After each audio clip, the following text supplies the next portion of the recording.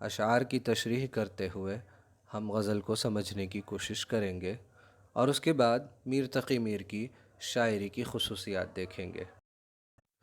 میر صاحب کہتے ہیں، ہستی اپنی حباب کی سی ہے، یہ نمائش سراب کی سی ہے، نازکی اس کے لب کی کیا کہیے، پنکھڑی ایک گلاب کی سی ہے، بار بار اس کے در پہ جاتا ہوں، حالت اب اضطراب کی سی ہے، میں جو بولا کہا کہ یہ آواز اسی خانہ خراب کی سی ہے، میر ان نیم باز آنکھوں میں ساری مستی شراب کی سی ہے، ساری مستی شراب کی سی ہے۔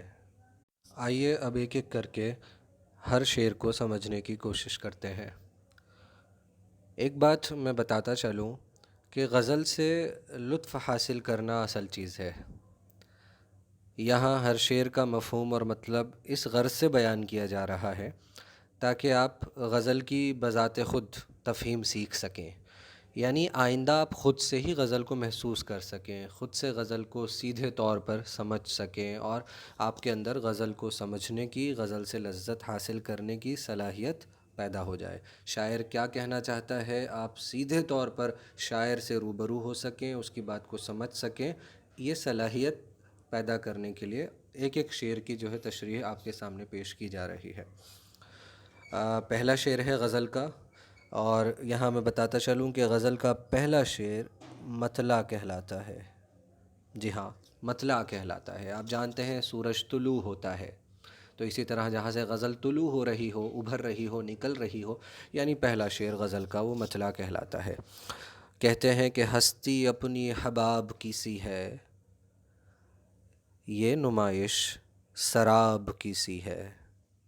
جی ہاں، غور کریے ذرا، دوبارہ اس پہ غور کریے کہ ہستی اپنی حباب کی سی ہے، یہ نمائش سراب کی سی ہے۔ ہستی آپ سمجھتے ہیں میری جان، جو ہمارا وجود ہے، یہ ہستی ہے ہماری۔ حباب کہتے ہیں بلبلے کو۔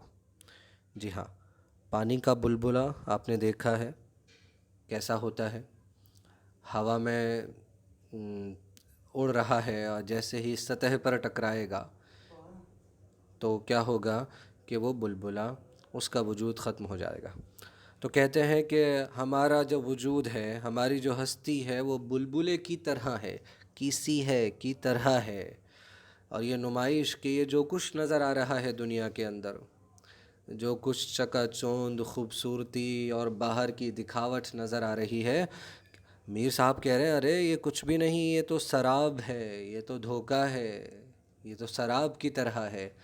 سراب اصل میں ریگستان میں جہاں ہر طرف ریت ہی ریت ہو، وہاں جب پیاسا پانی کی تلاش کرتا ہے تو بہت دور دیکھتا ہے تو اس کو ایسا لگتا ہے کہ وہاں بہت آگے وہاں جا کر پانی ہے، اور لیکن جیسے ہی وہاں قریب پہنچتا ہے تو دیکھتا ہے کہ نہیں، پانی تو نہیں ہے، یہ تو پھر سے وہی ریت ہی ریت ہے۔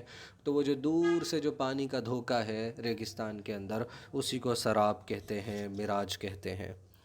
تو اس شعر میں کہنا چاہتے ہیں کہ جو ہمارا وجود ہے اصل میں وہ بلبلے کی طرح ہے، اس کا کوئی بھروسہ نہیں کہ کس وقت ہمارا وجود ختم ہو جائے، بھلے ہی ہم یہ دنیا ظاہر سے کتنی ہی خوبصورت نظر آ رہی ہو، کتنی ہی لذت اس دنیا میں ہمیں کتنی ہی لذتیں مل رہی ہوں، اور یہ دنیا کتنی ہی دل لبھانے والی ہو، اصل میں یہ دنیا کی ساری نمائش، ساری چکا چوند سراب کی طرح ہے، دھوکے کی طرح۔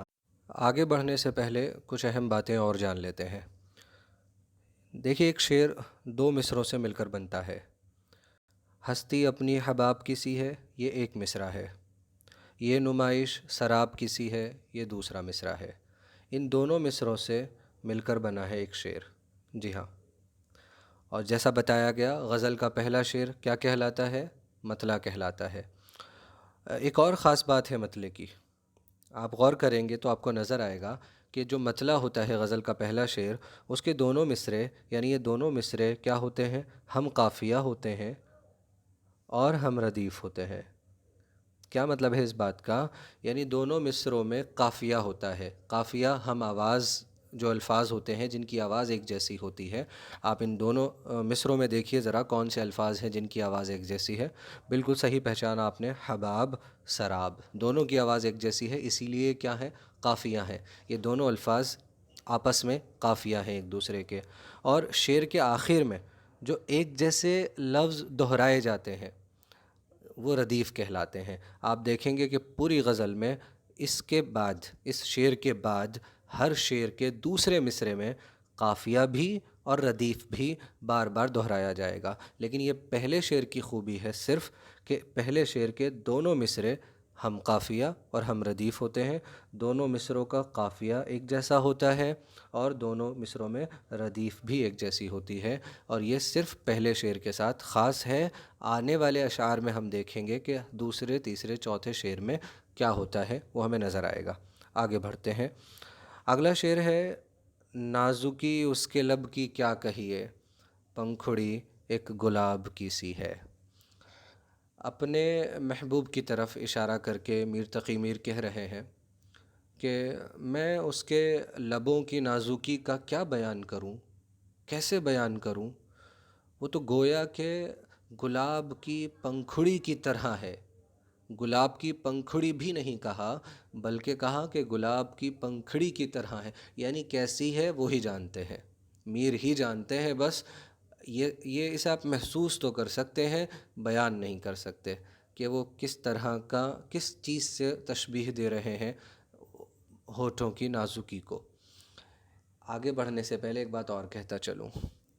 شاعری میں بہت ساری چیزیں علامت ہیں، نشانی ہے، علامت کے طور پر استعمال ہوتی ہیں، لفظی معنی مراد نہیں لیے جاتے۔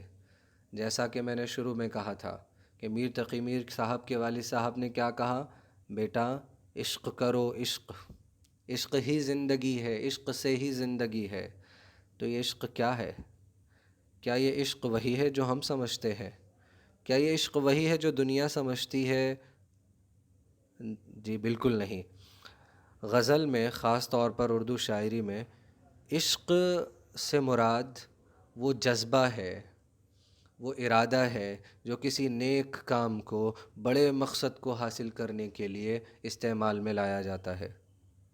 جی ہاں، عشق جو غزل اور غزلیہ شاعری کا محور ہے، جس کے چاروں طرف کہا گیا غزل چکر لگا رہی ہے، یہ اس کا مطلب وہ بہت بڑا جذبہ ہے جو کسی بلند اور عظیم مقصد کے لیے انسانی دل میں پیدا ہوتا ہے۔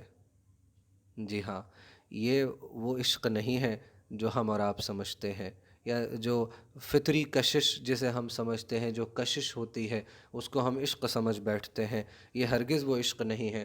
میر تقی میر صاحب کے والد جو متقی پرہیزگار ہیں، وہ عشق سے مراد بالکل وہ نہیں لے رہے۔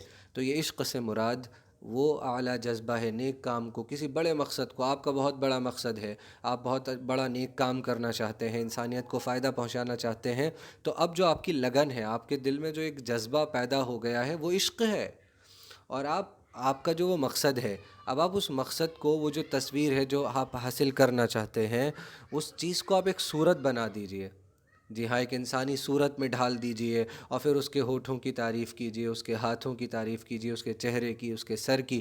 تو یہ در حقیقت آپ کس کی تعریف کر رہے ہیں؟ آپ اپنے اس بلند اور اعلیٰ مقصد جو آپ کا ہے، کہ جو آپ انسانیت کو فائدہ پہنچانا چاہتے ہیں، جو آپ کچھ کرنا چاہتے ہیں اپنی دین دنیا کے لیے، جو کچھ آپ بڑا مقصد حاصل کرنا چاہتے ہیں، یہ آپ نے اس مقصد کو، اس موٹیو کو ایک جسم دے دیا ہے، اور اس جسم کی تعریف کر رہے ہیں۔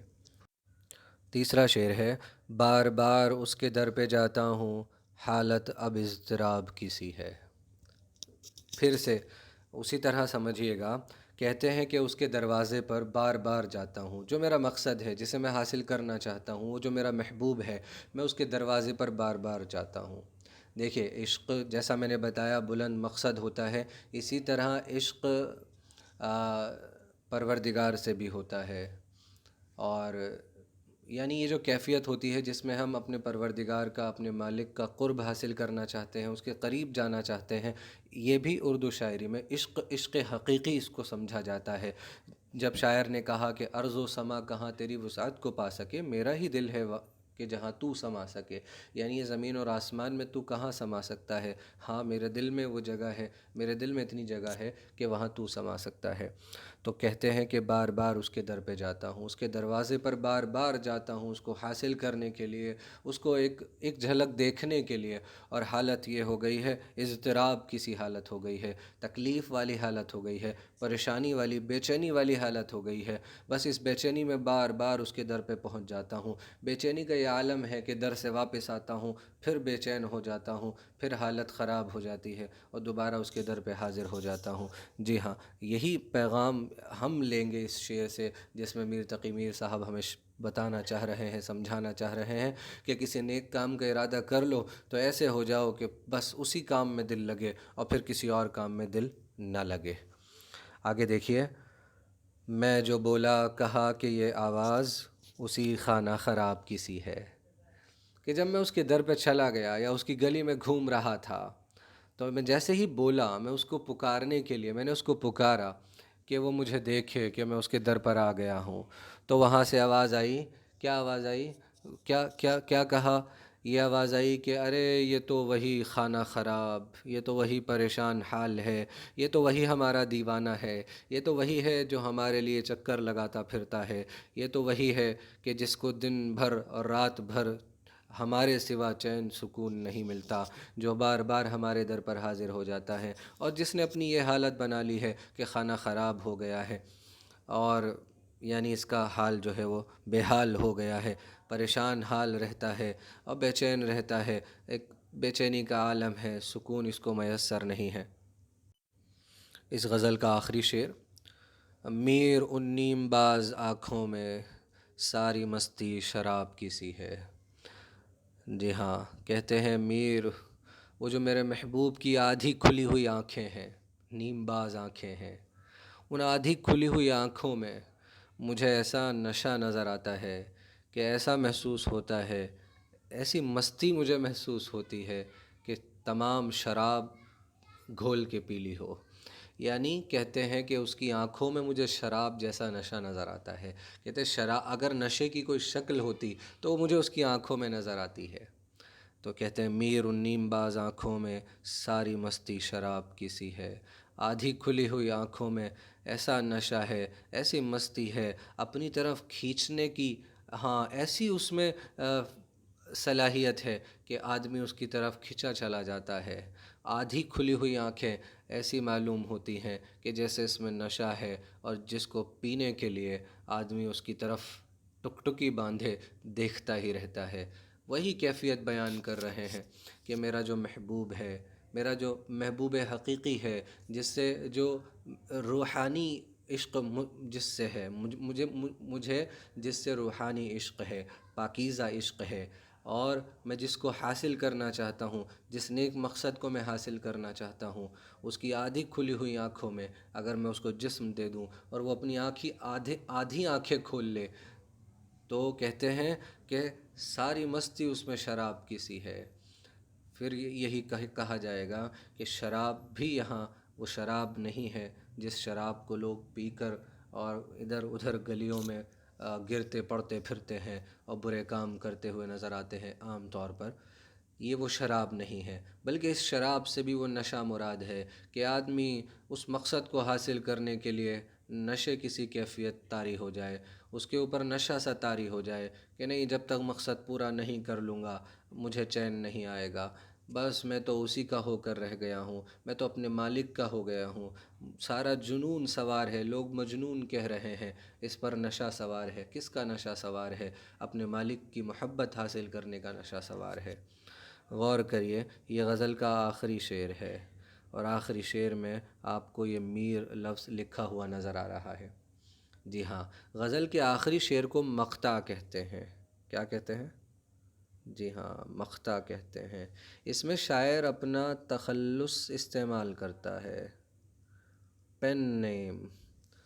دیکھیے، شاعر کا نام بہت بڑا ہوتا ہے، کسی کا نام مرزا اسد اللہ خان تو انہوں نے تخلص اختیار کیا غالب، ایسے ہی ان کا نام میر تقی میر، تو شاعر کا نام بہت بڑا ہوتا ہے، اگر وہ شعر میں اپنا نام فٹ کرے گا تو اتنا اچھا محسوس نہیں ہوگا، اور غزل میں نام اس لیے ڈالا جاتا ہے تاکہ خاص کر دیا جائے کہ یہ غزل کس کی ہے، معلوم بھی ہو جائے کہ یہ غزل کس کی ہے۔